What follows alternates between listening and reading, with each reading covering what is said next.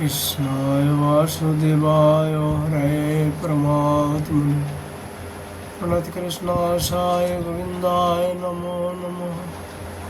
नमो पंकजनाभय नमो पंकजमालिने नमो पंकजनेत्राय नमस्ते पंकजांग्रये।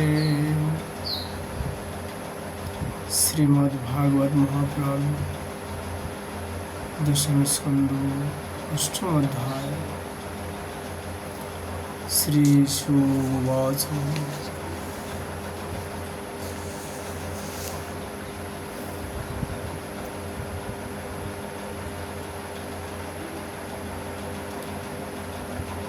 अष्टम अध्याय नामकरण भगवान श्री कृष्ण जी का और बालीला वर्णन। सुखदेव जी कहते हैं, गर्गपुर हेतु राजन जदूनं सुमहातपः ब्रजं जगम नंदस्व वसुदेव प्रचोदितः।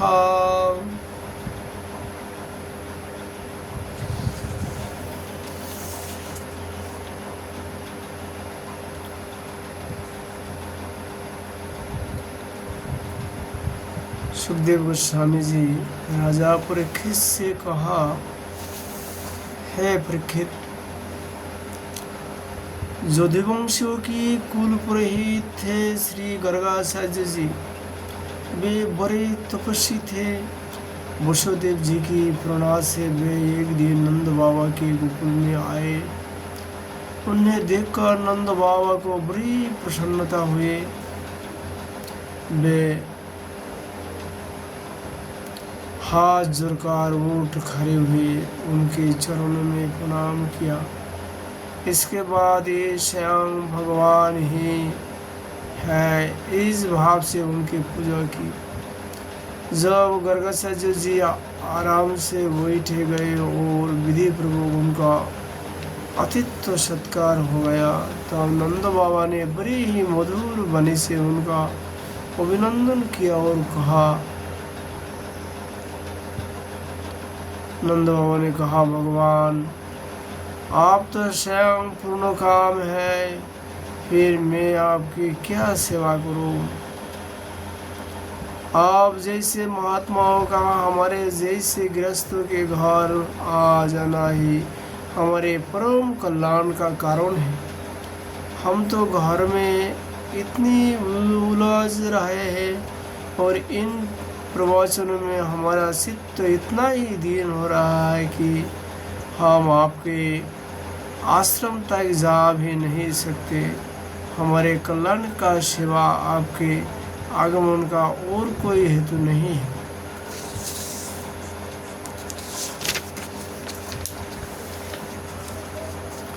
प्रभु, जो बात साधारणतः इंद्रियों की होश के बाहर है अथवा भूत और भविष्य के गर्भ में निहित है, वह ही ज्योतिष शास्त्रों के द्वारा प्रत्यक्ष जान ली जाती है। आपने उसी ज्योतिष शास्त्रों की रचना की है। आप ब्रह्मवेत्ताओं में श्रेष्ठ है। इसलिए मेरे इन दोनों बालकों के नामकरण आदि संस्कार आप ही कर दीजिए, क्योंकि ब्राह्मण जन्म से ही मनुष्य मात्र का गुरु है। गर्गोवाचम् यदुनामहमाचार्यं ख्याताचार्यं भुवि सर्वतं श्रुतं मया संस्कृतं ते मन्यते देवकी सुतम्। गर्गाचार्य जी ने नंद बाबा से कहा, नंद जी, मैं सब जगह यदुवंशियों के आचार्य के रूप में प्रसिद्ध हूँ। यदि मैं तुम्हारे पुत्र की संस्कार करूँगा तो लोग समझेंगे कि यह तो देवकी का पुत्र है। कंस की बुद्धि बुरी है, वह पाप ही शोषा करती है। वसुदेव जी के साथ तुम्हारी बड़ी घनिष्ठ मित्रता है। जब से देवकी की कन्या से उसने यह बात सुनी है कि उसकी मारने वाला और कहीं पैदा हो गया है। तब से वह यही सोचा करता है कि देवकी के 8वें गर्भ से कन्या का जन्म नहीं होना चाहिए। यदि मैं तुम्हारी पुत्र का संस्कार कर दूं और वह इस बालकों को वसुदेव जी का लड़का समझकर मार डाले तो हमारे बड़े अन्याय हो जाएगा। नंद बाबा ने गर्ग से कहा, आचार्य जी, आप चुपचाप इस एकांत गौशाला में केवल शास्त्रीय भाषण करके इस बालक का द्विजाति समुचित नामकरण संस्कार मात्र कर दीजिए, क्योंकि और की कौन कहे मेरे सगे संबंधी भी इस बात को न जानने पावे। सुखदेव जी कहते हैं, एवं संप्राथित विप्रं सासी कृषितमेव तत् चाकरणाम करणं गुड्डं रहसी बालयो। सुखदेव जी कहते हैं, गर्गा से जिन्हें तो संस्कार करना चाहते ही थे। जब नंद बाबा ने उसने इस प्रकार प्रार्थना की तो उन्होंने एकांत से छिपकर गुप्त रूप में दोनों बालकों का नामकरण संस्कार कर दिया। गर्गाचार्य जी ने कहा, यह रोहिणी का पुत्र है।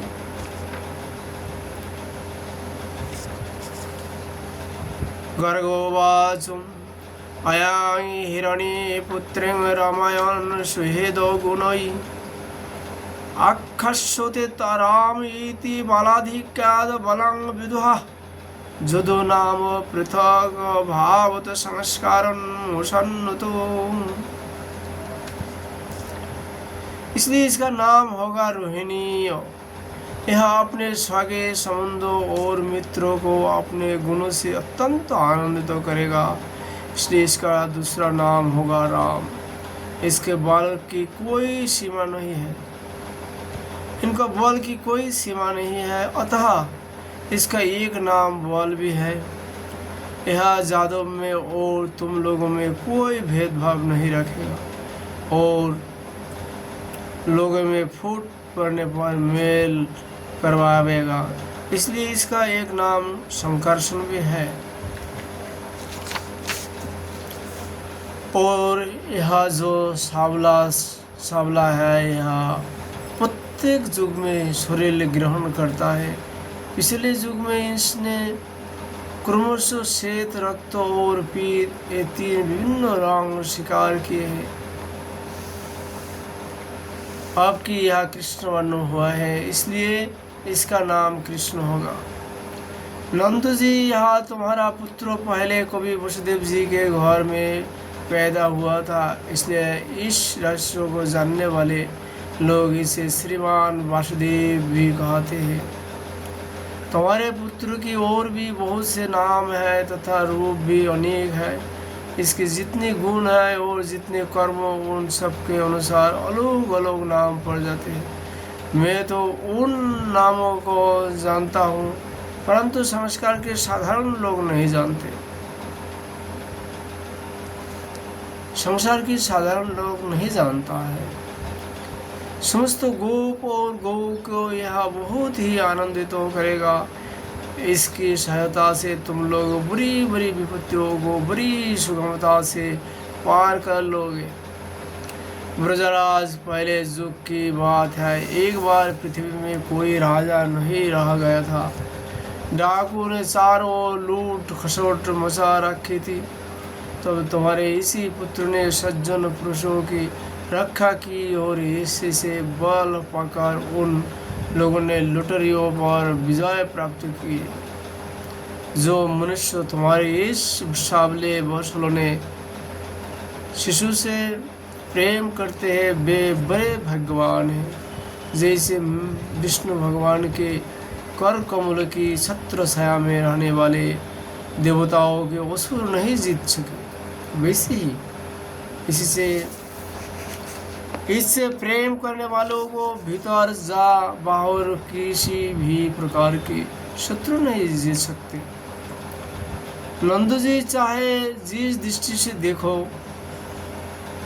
गुण में संपत्ति और सौंदर्य, कृति और प्रभाव से तुम्हारा यह बालक साक्षात भगवान नारायण के समान है। तुम बड़ी सावधानी और तत्परता से इसकी रक्षा करो। इस प्रकार नंद बाबा को भली भांति समझाकर आदेश देकर गर्गाचार्य जी अपने आश्रम के लौट गए। इनकी बात सुनकर नंद बाबा की बड़े ही आनंद हुआ। उन्होंने वैसा समझा कि मेरी सब आशा लालसाएं पूरी हो गई, मैं अब कृतकृत हूँ।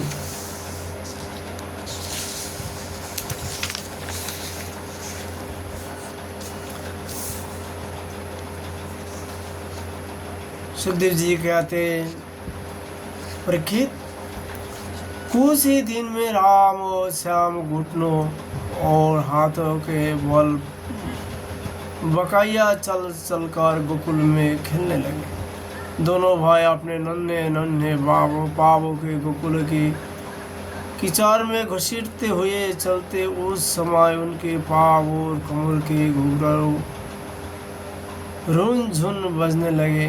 वह शब्द बड़ा भला मालूम पड़ता।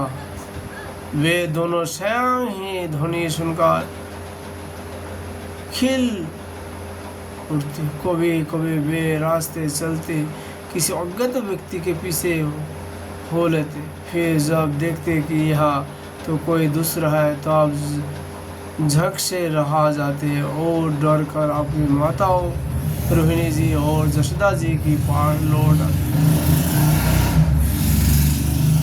माताओं यह सब देख देख कर स्नेह से भर जाती। उनके स्तनों से दूध की धारा बहने लगती थी। जब उनके दोनों नन्हे नन्हे से शिशु अपने शरीर में कीचड़ का अंगोराग लगाकर लौटते, तब उनकी सुंदरता और भी बढ़ जाती थी। माताएं उन्हें आते ही दोनों हाथ में गोद में लेकर हृदय में लगा लेती और स्तनपान करने लगती। जब वे दूध पीने लगते और बीच बीच में मुस्करा कर अपने माताओं की ओर देखने लगते, तब वे उनकी मंद मंद मुस्कान, छोटी छोटी दोतुलिया और भुला भला मुंह देखकर आनंद के समुद्र में डूबने उतरने लगती। जब राम और श्याम दोनों कुछ और बड़े हुए, तब ब्रज में घर के बाहर वैसी बाल लीलाएं करने लगे जिन्हें गोपियां दिखती ही रह जाती। जब वे किसी बैठे हुए वस्त्र की पूछ पकड़ लेते और वस्त्र डर कर इधर उधर भागते, तब वे दोनों और भी जोर से पूछ पकड़ लेते और वस्त्र उन्हें घसीटते हुए दौड़ने लगते। गोपियाँ अपने घर का काम धंधा छोड़कर यही सब देखती रहती और हंसते हंसते लोटपोट होकर परम आनंद में मग्न हो जाती। कन्हैया और बलदाव दोनों ही बड़े चंचल और बड़े खिलाड़ी थे। वे कोई हरिण, गाय आदि सिंह वाले पशुओं को पास दौड़ जाते, तो कोई दगते हुए आग से खेलने के लिए कूद पड़ते। कभी दांत से काटने वाले कुत्तों को पास पहुंच जाते, तो कभी आग बचाकर तलवार उठा लेते। कभी कुएं जहाँ गड्ढे के पार जल में गिरते गिरते बचते, कभी मोर आदि पक्षियों के निकट चले जाते और कभी कांटों की ओर बढ़ जाते। माताएं उन्हें बहुत बरजती, परंतु उनकी एक ना चलती। वैसी स्थिति में वे घर का काम धंधा वे नहीं संभाल पाती। उनका चित्त बच्चे को भय की वस्तु से बचाने की चिंता से अत्यंत चंचल रह जाता। राजर्षि कुछ ही दिन में जशोदा और रोहिणी के लाले लाल घुटनों की सहारा लिए बिना अनायासी खड़े होकर गोकुल में चलने फिरने लगते।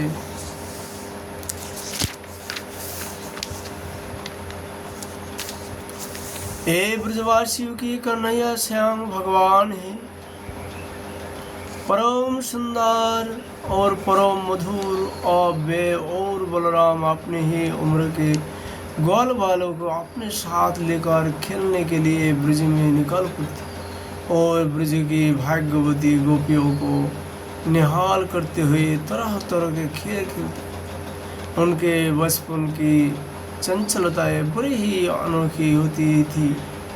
गोपियों को तो वे बड़ी ही सुंदर और मधुर लगती। एक दिन सब इकट्ठी होकर नंद बाबा के घर आए और जसोदा माताओं को सुनाकर कन्हैया की करतूत कहने लगी। अरे जसोदा, यह तो कान्हा बड़ा ही नटखट हो गया है। गाय दुहाने का समय ना होने पर भी यहाँ बांसुरी को खोल देता है और हम डांटती है तो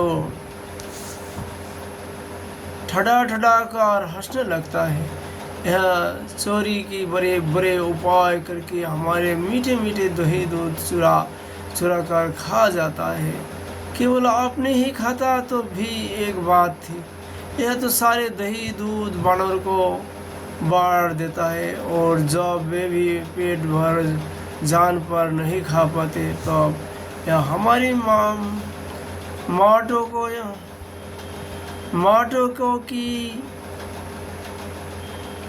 हमारा माटो को ही फोड़ डालता है। यदि घर में कोई वस्तु इसी नहीं मिलता तो यहाँ घर और घर वालों पर बहुत खिंचता है और हमारे बच्चों को रुलाकर भाग जाता है। जब हम दही दूध को सीकी पर रख देती है और इसके छोटे छोटे हाथ बहुत तक नहीं पहुँच पाते तब यह बड़े बड़े उपाय रचता है।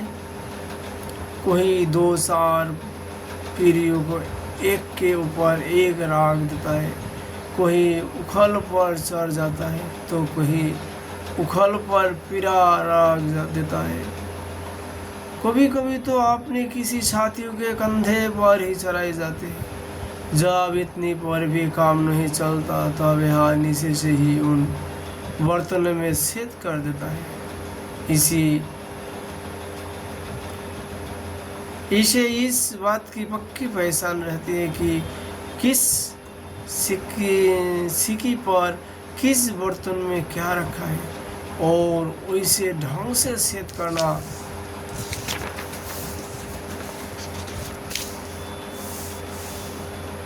जानता है कि यह किसी को पता तो आग ना चले। जब हम अपने वस्तुओं को बहुत अंदर में छिपा देता है तब नंदरानी, तुमने जो इस बहुत से मणिमय आभूषण पहना रखा है उनके प्रकाश से अपने आप ही सब कुछ देख लेता है।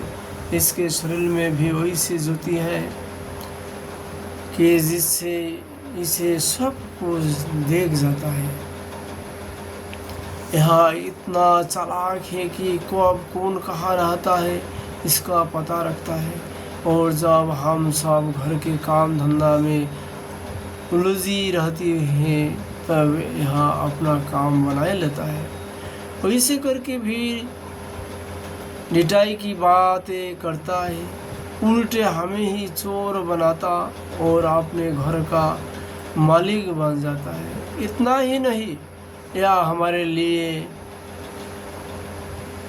हमारे लिपि पुती सच्च घर में मूत्र आदि भी कर देता है।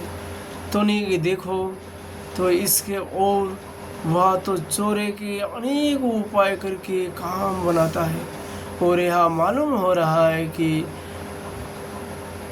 मानो पत्थर की मूर्ति खड़ी हो। वह रे भोले भाले साधु। इस प्रकार गोपियाँ कहती जाती और श्री कृष्ण के भीत चकित नेत्र से युक्त मुख कमल को देखती जाती। उनकी यह दशा देखकर नंद रानी यशोदा जी उनके मन का भाव ताल लेती और उनके हृदय में सिनों और आनंदों की बाढ़ आ जाती। वे इस प्रकार हंसने लगती कि आपने लाले कन्हैया को इस बात का उलाहना भी ना दे पाती। डांटने के बाद त्याग नहीं सोच पाती।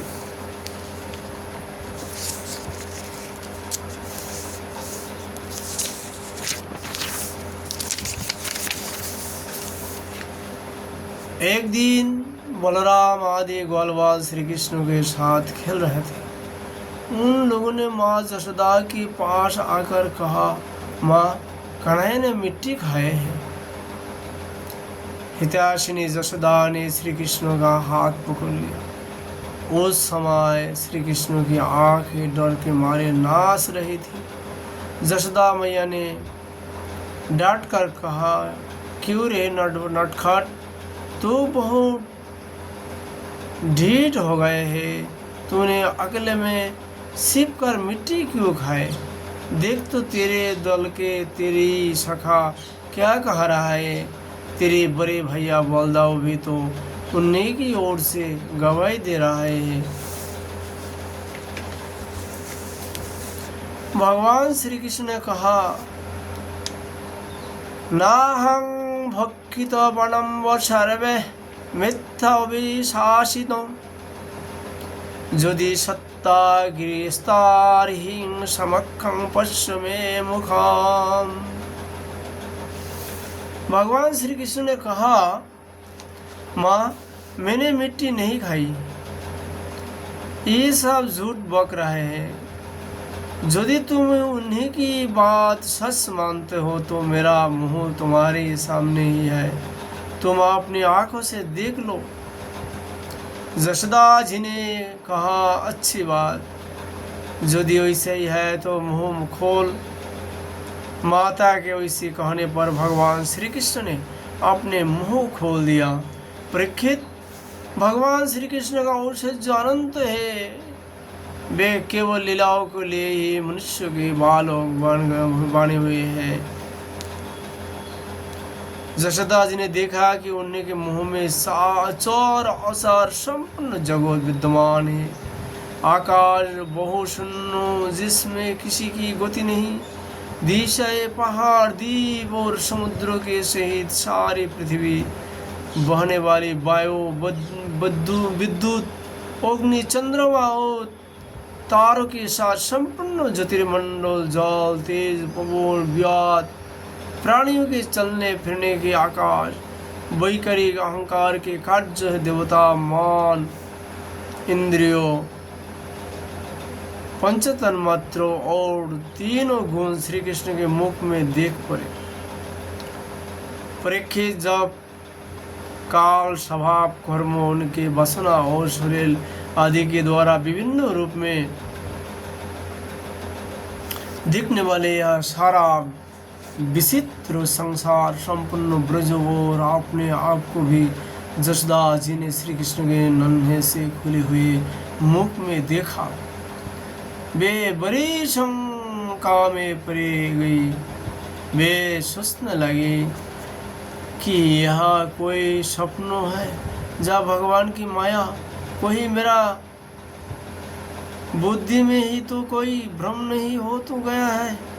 संभव है मेरी इस बालक में ही कोई जन्मजात योग सिद्धि हो, जो चित्तमान कर्म और वाणी के द्वारा ठीक ठीक तथा सुगमता से अनुमान के विषय नहीं होती। यह सारा विश्व जिनके आश्रित है, जो इनका प्रेरक है और जिनकी सत्ता में ही इसकी प्रतीति होती है, जिनका स्वरूप सर्वदा अचिंत है, उन प्रभु को मैं प्रणाम करता हूँ।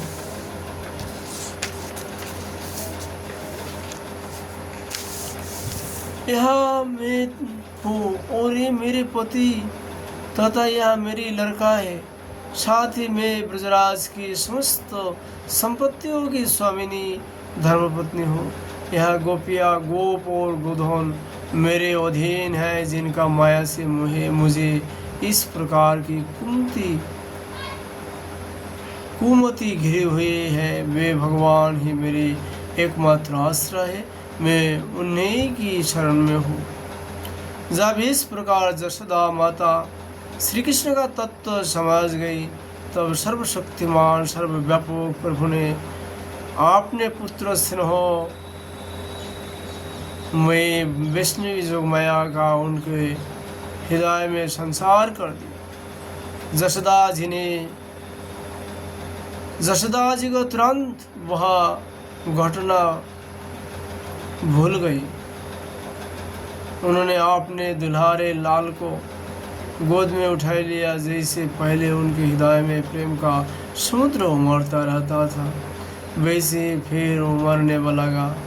सारे वेद, उपनिषद, शंख, जोग और भक्तजन जिनके महात्मा का गीत गाते गाते अघाते नहीं, उन्हें भगवान को जशोदा जी अपने पुत्र मानती थी।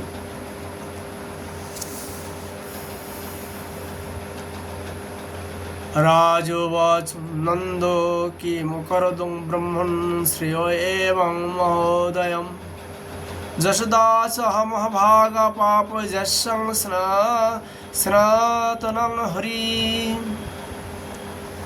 राजा परीक्षित जी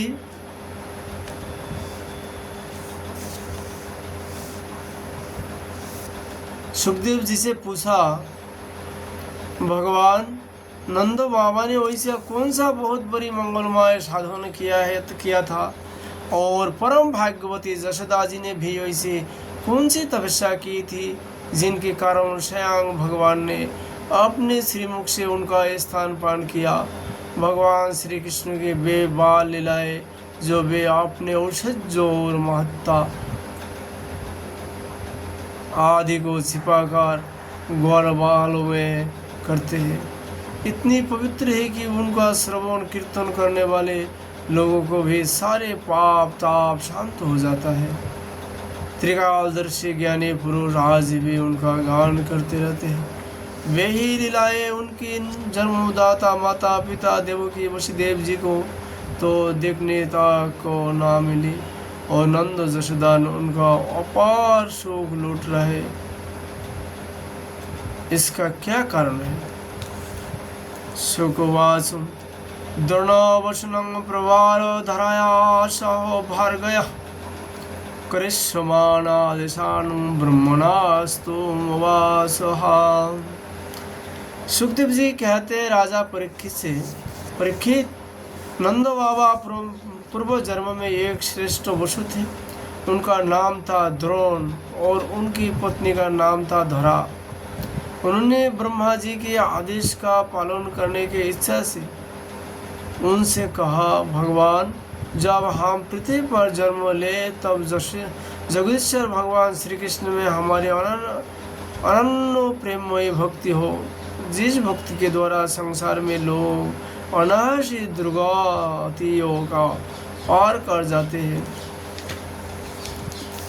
ब्रह्मा जी ने कहा वैसे ही होगा। वे ही परम यशस्वी भगवान माए द्रोण ब्रज में पैदा हुए। उनका नाम हुआ नंदो, और वे ही धरा इस जन्म में जशोदा के नाम से उनकी पत्नी हुई। परीक्षित अब इस जन्म में जन्म मृत्यु के चक्र में सड़ने वाले भगवान उनका पुत्र हुए, और समस्त गोपियों की अपेक्षा इन पति पत्नी नंदो और जशोदा जी का उनके प्रति अत्यंत प्रेम हुए। ब्रह्मा जी के बाद सत्य करने के लिए भगवान श्री कृष्ण बलराम जी के साथ ब्रज में रहकर समस्त ब्रजवासियों को अपने बाल लीलाओं से आनंदित करने लगे। इति श्रीमद् भागवत महापुराण परमहंस संहिता दशम स्कंद पूर्वार्धे विश्वरूप दर्शन अष्टम अध्याय। श्री राधा माधव का कृपा होने पर अगला वीडियो में फिर आएंगे। राधे राधे।